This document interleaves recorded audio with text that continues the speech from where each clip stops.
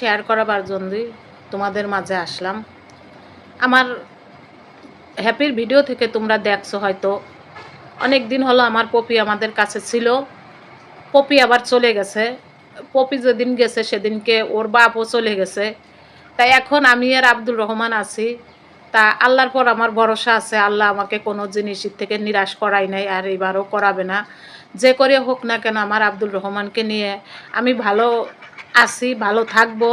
কারণ আমার যতই কষ্ট আসুক না কেন আমি মানুষের কাছে শেয়ার করতে চাই না, আমি শুধু আমার আল্লাহর কাছেই শেয়ার করি। আমি জানি যে যাই হোক না কেন আমার আল্লাহ ভালোই জানে, তার কারণে সেই জিনিসটা হয় বা হচ্ছে আমার সাথে। একটা কথা আছে যে গাছের পাতাটাও নড়ে না আল্লাহর ইশারা ছাড়া। তা আমার সাথেও এগুলো হচ্ছে, আল্লাহ করাচ্ছে তাই হচ্ছে।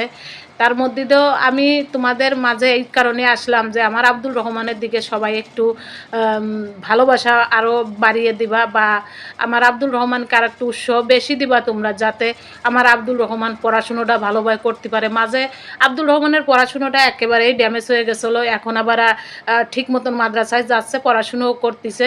তা তোমাদের কাছে আমার এইটুকুই দোয়া চাওয়া, আর কিছুই চাওয়ার নাই, যেন আমার ছোট্ট আব্দুল রহমান একদিন যেন মানুষের মতন মানুষ হয়ে সে যেন দেখাতে পারে যে আমিও একটা ছোট মানুষ ছিলাম, তখন আমার সাথে এরকম হয়েছিল। এখন আল্লাহ দিলে আমিও বড় হয়েছি, আমি একজন কোরআনের হাফেজ হয়েছি। সবাই আমার আব্দুল রহমানের জন্য এই দোয়াটাই করবা।